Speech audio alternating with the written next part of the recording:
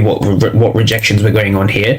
Understanding the theory here is super important. So we want to understand the theory in this region. So what's going on over here? So again, the story you want to tell yourself about how to enter a trade. First, you need a key level. This is very important. So the key level we derived is basically off a sweep plus M15 fair value gap. That's basically how a key level is formed, right? Now, after that, you want to see price entering your zone. So you need key level and then you need some kind of an entry. Now, what determines this entry, right? So when price comes into your key level, what are the only two things you need? Well, you need to know the bid and you need to know the ask. Those are the only two things you need to make any trade valid and successful. So you need to start reading sort of these numbers. Now, not every single number. You want to only read the delta inside of those levels to make it worthwhile, to keep your entries valid.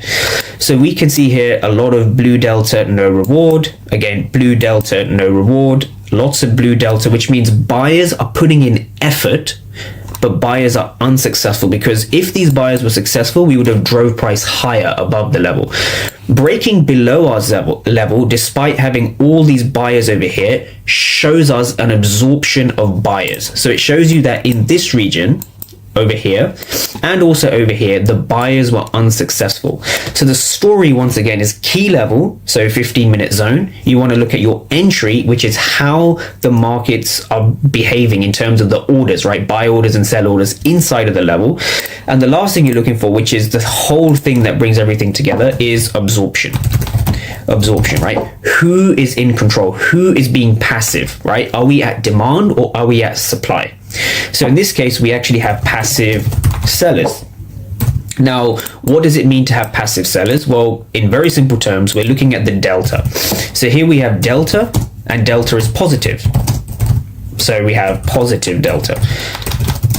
Now, if we have positive delta and a break below the zone, so I'm just going to write here break below, this simply means that those aggressive buyers were unsuccessful. So that means that passive sellers are present. And that is the story behind every single trade you want to take. You want to have a key level, you wait for price to enter your key level, you look for absorption by footprint charts, by reading who's in control between buyers and sellers, by reading those footprint charts, by reading the delta inside of your key levels. And once you have that, once you understand the theory, the trades become quite simple. And that's exactly what's going on here. So every trade you take comes down to a key level, entry, and then correct read of absorption.